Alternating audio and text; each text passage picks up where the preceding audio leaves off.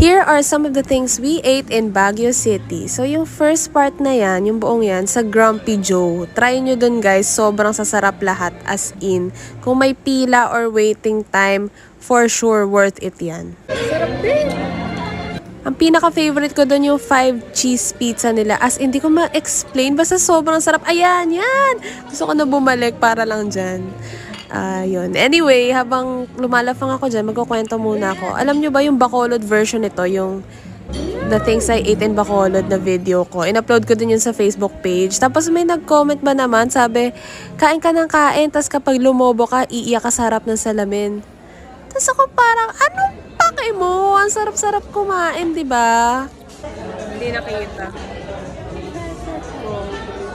Anyway, ito yung drink ko na may gold flakes pala.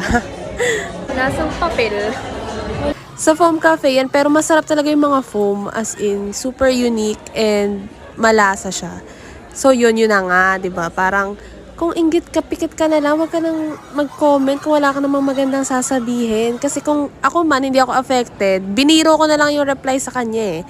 Pero malay mo, may ibang makabasa na may body image issues, hindi makakain ng maayos kasi may eating disorder, ganyan. So, 'di ba, very harmful yung mga ganong comments.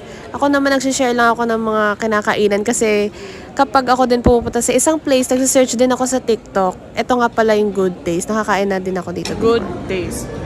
Ang cute nitong ano nila, waiter kineme na robot. Anyway, ayun nga. So, parang nagsisearch din ako ng mga where to eat kapag pupunta ako sa certain place. Mukasim. So, yun. Parang gusto ko lang din i-share. Tapos, may mababasa kang ganun na comment. Diba? Parang bad trip. So, yun. Choose to be kind na lang po sa internet. Salamat. Happy eating!